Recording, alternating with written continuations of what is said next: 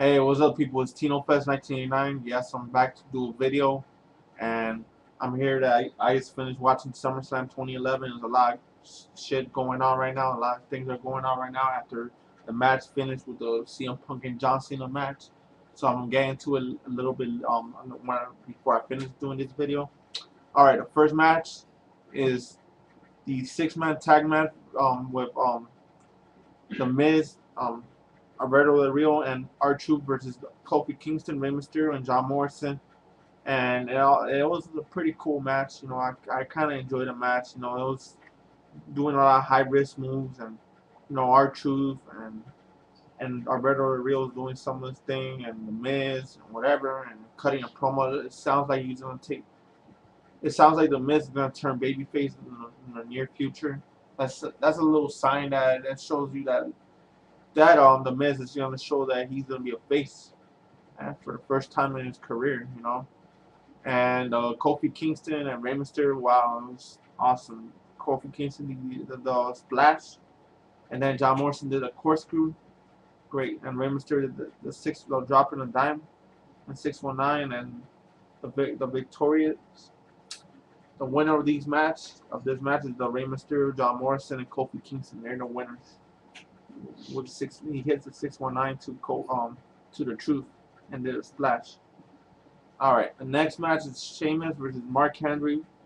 This is a regular match. It was wow. I did predict Sheamus was gonna win, but it didn't end up happening. So Mark Henry, what he did one of the most dominant moves, and he threw him to the barricade and pushed Sheamus, and that's what made Sheamus, you know, knew that he was gonna lose that match. It happened because Mark Henry was just taking the advantage, and basically Mark Henry, that's what he did to beat Sheamus, and what happens? And now the winner is by count out Mark Henry.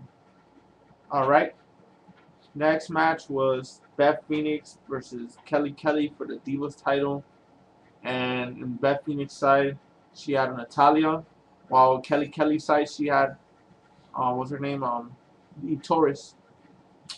And the match was pretty good. I ain't gonna lie. This match was actually it got my expectations. You know, I actually delivered, and it actually showed that really that Beth Phoenix is like will have a good match against Kelly Kelly, because Kelly Kelly really escaped from her holds and all that. And she was looking like she could escape from that.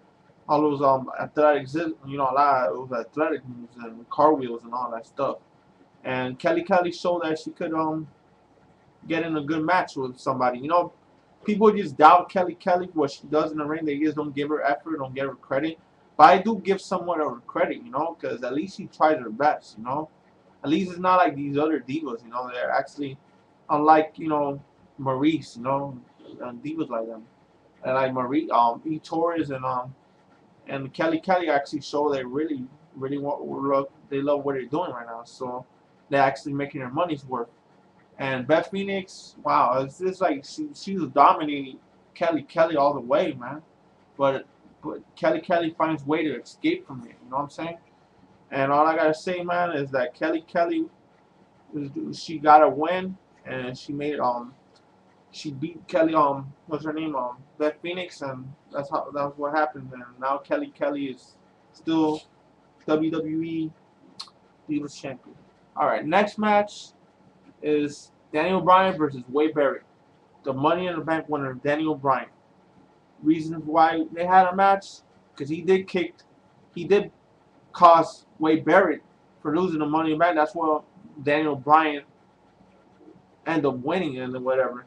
So they decided to have a match because it's payback what he did to Wade Barrett. So it was a pretty good match. This was one of the best matches that I ever watched in that pay-per-view, because I really like how they did. They actually worked good together. I'm surprised. Even Wade Barrett, wow. And Daniel Bryan always, you know, you do these big slides and slams and whatever, you know. And Wade Barrett is just amazing in the ring right now, you know. At least he's showing that he could actually put up a good match.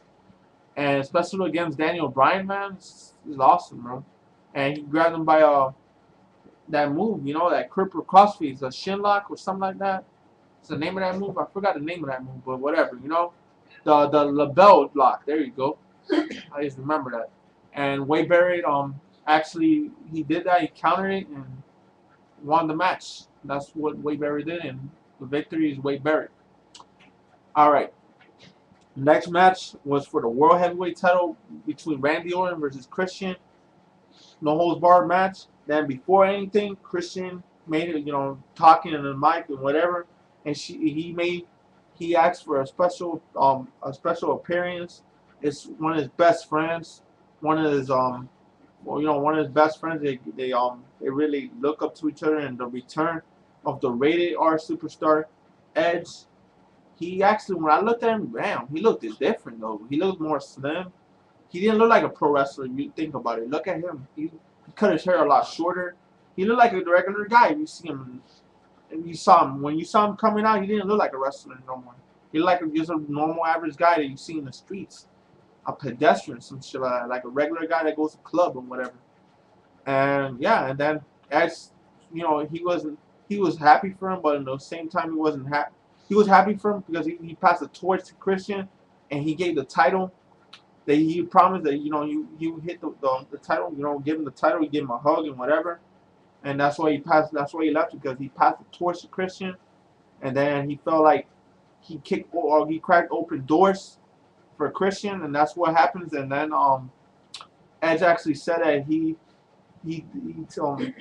unfair to Teddy Long made his defend the title first time after a ladder match and whatever, and then Edge talks about that Christian actually won the title, but he keeps whining and moaning, and then he gets tired about it, and he admits that he's been doing a lot of bad things in the ring, but not worse than Christian for doing a disqualification for winning a title, and that's what got Christian disappointed, and he said he became a disgrace of himself, and that's what shows that Christian was mad. And like, it could be a little feud. You never know. Edge might come back. I don't know about that, but it could be some swirling right now. And then Randy Orton's music hits, and then Randy Orton comes in and whatever, and they had a no holds bar match. Randy Orton, Christian was doing a lot of these moves, and Randy Orton was delivering. Damn, they got hurt in there. They got the candlestick and hit him and whatever. So there was a lot of crowd. There was a lot of pops because of Christian and Randy Orton. Crazy, man. Then Christian was still upset, about the strikes and the right hands and stuff like that. And then Randy Orton fights back and stumps away from Christian, and then he did a big knee and count 2. Then all of a sudden Randy Orton delivered him RKO. Christian was gonna go for a splash, but instead Randy Orton did a RKO to the steel steps, and that's what made Randy Orton wins. So the winner is Randy Orton. Alright, the next match is the main event. Before anything, let me talk about this. After the match, when Orton celebrated whatever, and then Triple H and Stephanie were talking backstage in the hallway. Triple H walks off as we get ready for the main event, and then whatever, and Cena, CM Punk, and then Triple H comes in first, the COO. Comes in first as a special referee. Then the code of personality music hits from CM Punk, the WWE champion, and he makes his way in the ring. A lot of reactions, a lot of fans are chanting for CM Punk, and made a huge standing ovation for him. And then all of a sudden, John Cena comes in.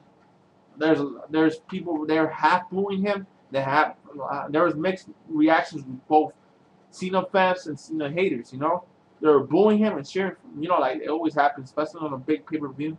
You always see that. And then, this happens at the bell, CM Punk, had on Cena, and then CM Punk clapped for Cena. He gave him props. He gave him applaud to Cena because he respects him. Basically, he looked like he really respects Cena. Come on. I think CM Punk is turning face. I think he's a face for now. I don't know, cause that's what I see, man. CM Punk they push him as a baby face, man. And Cena, they're locking him up. Then CM Punk, he was doing a headlock, and then CM Punk's arm, he grabbed him, and then CM Punk grabbed him from a leg lock or some shit like that, and then crowd went nuts when they were jabbing each other. Yeah, boo, you know how it is. And then he got him by the head scissors. And then Cena fights with his feet. Then they did a gut wrench, and then count 2. Then Cena with a fisherman suplex for another 2 count. Another headlock by Cena now, and Cena scoop slams Punk and drops in an elbow, and then all of a sudden Punk drop kicks Cena, and then in the back standing him on apron, and then all of a sudden Cena went from a five knuckle shuffle and whatever, and then he kicked out, and then I call it CM Punk did the go to sleep, and then he did the elbow drop. And then they were shouting Fruity Pebbles and whatever. And that's what happened. And all of a sudden, CM Punk pins Cena. While John Cena, this is the most controversial call and a pinfall.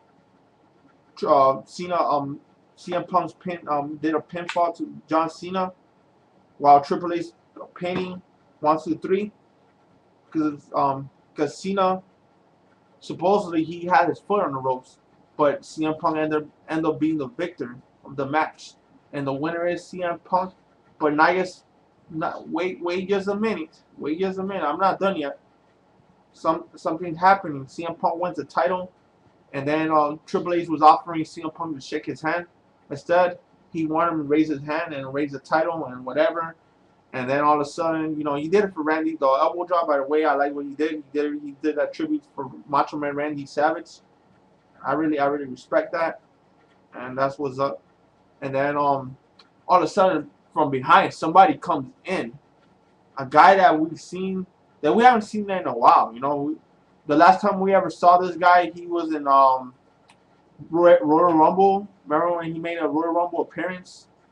And this guy was Kevin Nash. Yes, Kevin Nash came back out from behind, did a big boot, and then grabbed him by a jackknife powerbomb.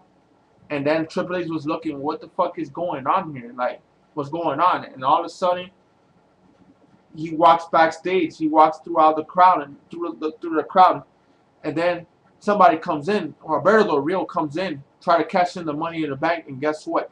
Alberto Del Rio did a drop kick, something like that. I'm not sure what he did. He did a drop kick or something like that. And then he pinned CM Punk into a 1, 2, 3. And there you go. The new WWE champion, Alberto Del Rio. Del Rio became the new WWE champion. So what do y'all think, guys? Because what I think is, wow, this is just crazy, man.